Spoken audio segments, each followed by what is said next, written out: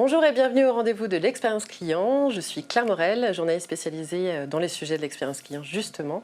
Et je suis ravie de vous retrouver pour ce plateau où nous allons parler des enjeux et des projets en expérience client avec Agnès Gouy-Pallier, directrice marketing et expérience client chez Mutued, et Frédéric Guimard, responsable du pôle relations clients de Covea PJ. Bonjour à tous les deux. Bonjour. Alors on va déjà faire un premier tour de table. Du coup, si Agnès, vous pouvez vous présenter. Avec plaisir. Et présenter votre entreprise, pardon. Alors, Agnès Gouy-Pallier, je suis effectivement directrice marketing expérience client de Mutued. Mutued, c'est historiquement en fait la société d'assistance et filiale du groupe Groupama.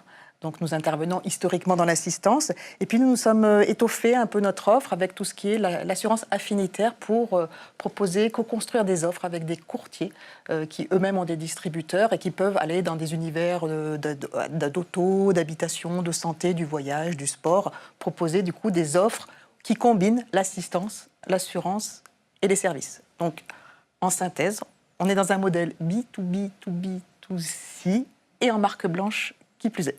Très bien. Frédéric, Covea PJ, est-ce que vous pouvez nous présenter ? Oui, bien sûr. Alors, Covea Protection Juridique, Covea PJ, donc, c'est la filiale du groupe Covea qui délivre toute la prestation de services en matière de protection juridique. Donc, le groupe Covea, on délivre évidemment les services pour les trois grandes marques qui sont MAF, MMA et GMF.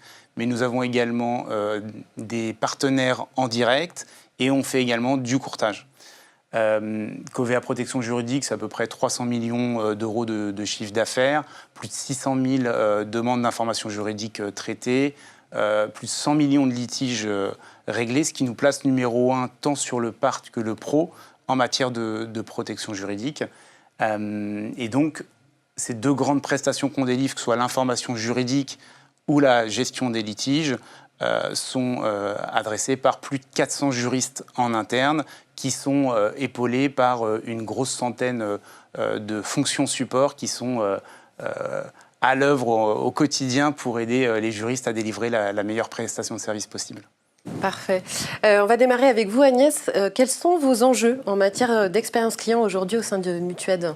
Alors, nos enjeux, déjà, il faut bien voir qu'on est dans le monde de l'assistance. L'assistance, c'est vraiment notre ADN, d'être à côté des clients dans des moments difficiles et de leur proposer la solution au bon moment.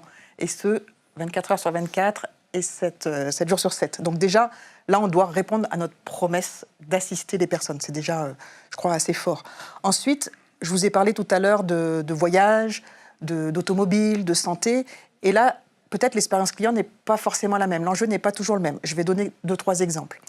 Sur l'auto, par exemple, vous comprenez bien que quelqu'un qui est en panne, un soir, il pleut au bord de la route avec femmes et enfants dans la voiture, tout le monde sourit, tout le monde voit bien. La personne est paniquée, c'est difficile. Donc là, l'enjeu, nous, en termes d'expérience client, c'est l'hyper-réactivité, être présent, être là, le dépanner, s'occuper de lui, de sa voiture, de sa famille. On voit que c'est une certaine situation. En santé, c'est pas la même expérience client. Les gens, ils savent qu'ils peuvent se faire opérer, il y a plus de temps. Par contre, là, ils sont immobilisés. Donc, nous, là, c'est l'empathie. On va être beaucoup plus dans l'empathie, l'accompagnement, l'écoute, la personnalisation des services qu'on va pouvoir lui mettre à disposition pour l'aider à vivre tant qu'il peut, au mieux qu'il peut, chez lui. En voyage, vous êtes à l'étranger, il y a la langue, quand vous appelez, c'est que vous êtes plutôt malade. Donc là, pour le coup, il y a un autre enjeu, c'est une dimension supplémentaire. On aura beaucoup plus on va être un intermédiaire qui va permettre aux personnes de passer la barrière de la langue auprès des médecins si c'est besoin, ou en termes de rapatriement s'il faut. Donc, vous voyez, à chaque fois, on n'a pas tout à fait, on ne délivre pas le même service avec le même niveau. On est toujours à côté, mais pas avec le même degré d'urgence et le même niveau d'expérience client.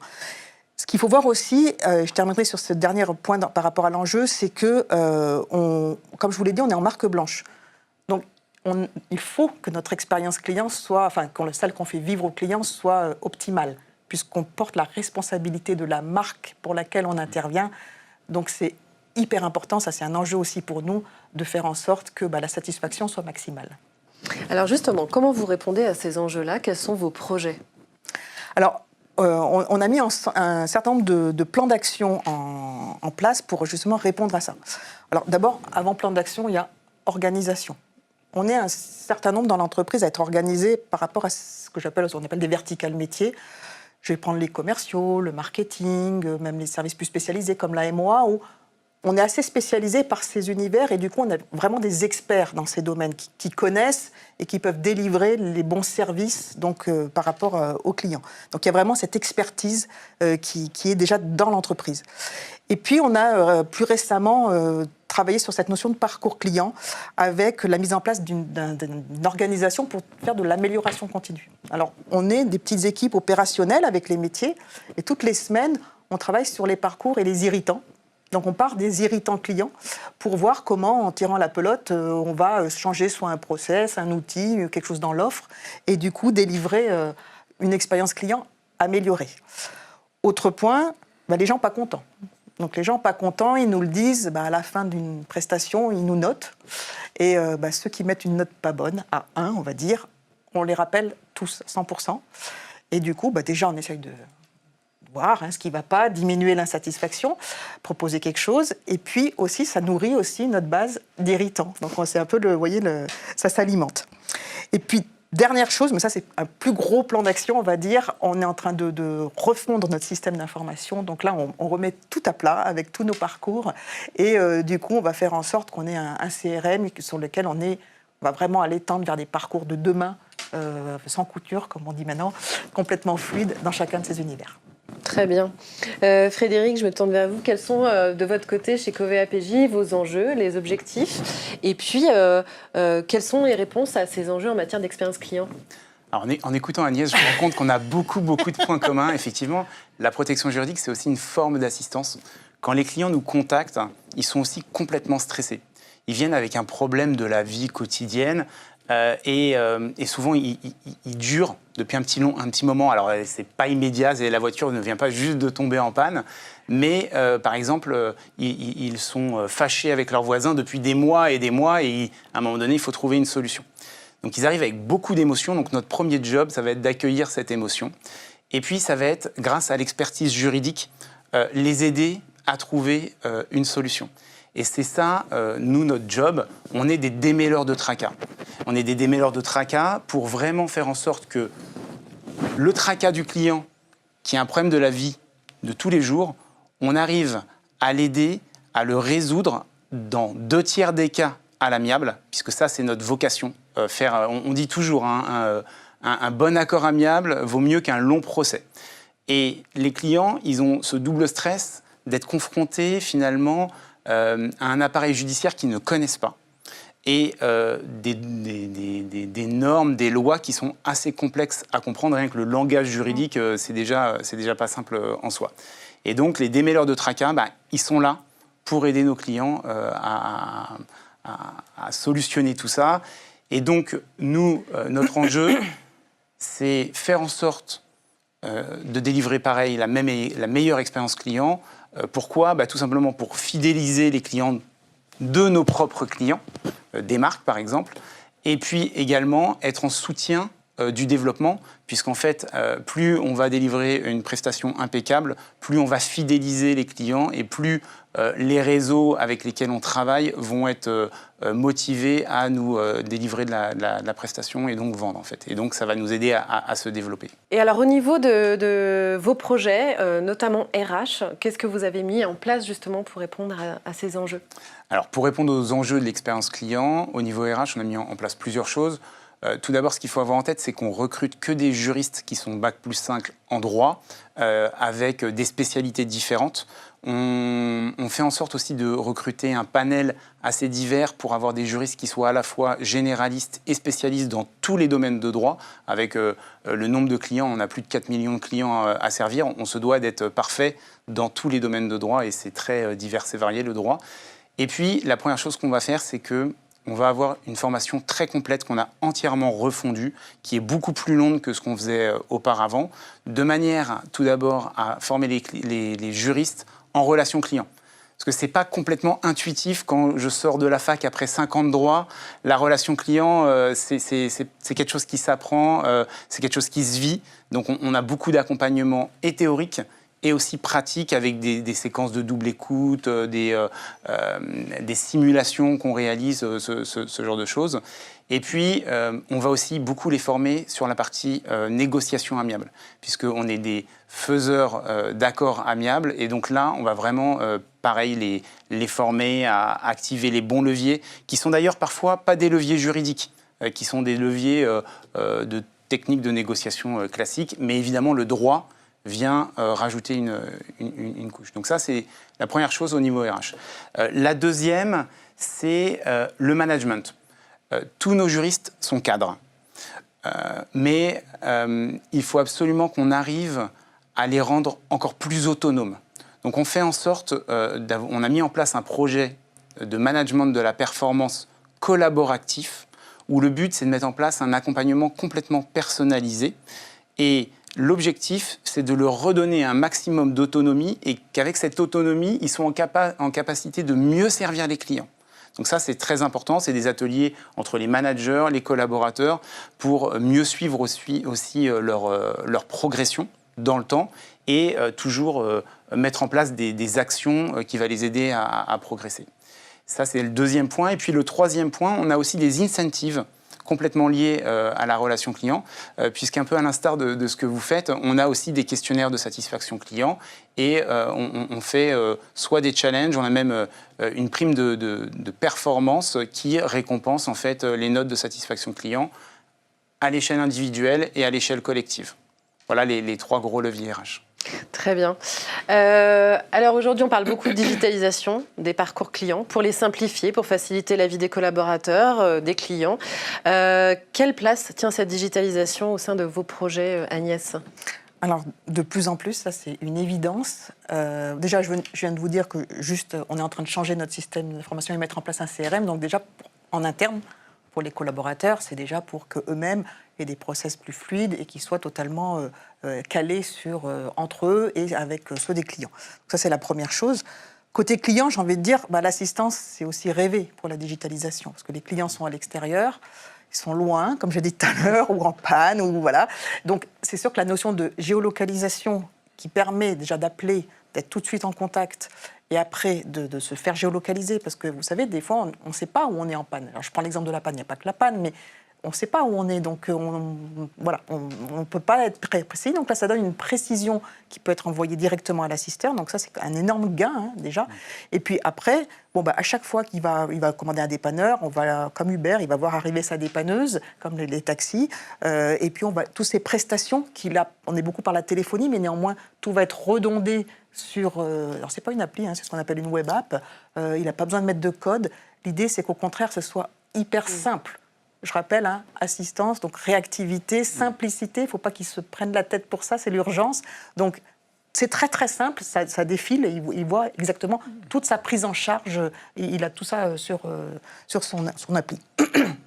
Et puis, dernière chose qu'on a mis récemment en place, là pour le coup, c'est la possibilité, pour peut-être les plus jeunes, j'en sais rien, mais de commander lui-même sa dépanneuse.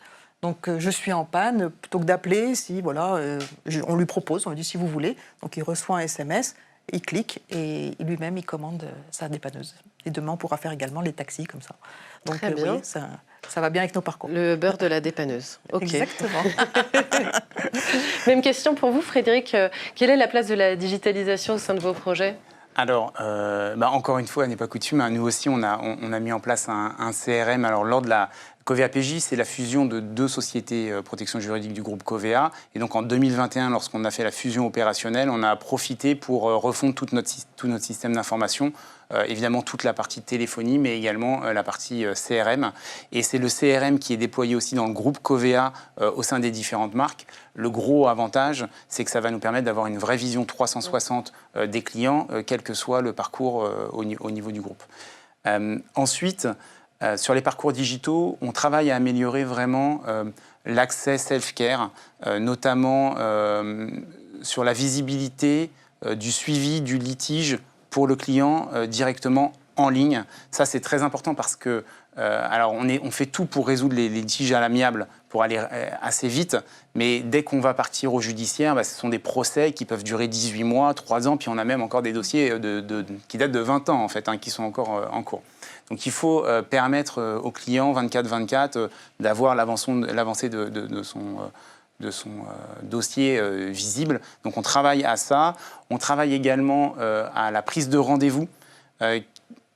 On a interrogé nos clients, ils nous le disent, ils aiment avoir leur juriste dédié. C'est-à-dire que quand on a un litige, on a un juriste qui est dédié directement et une équipe qui est en soutien au cas où le juriste n'est pas présent.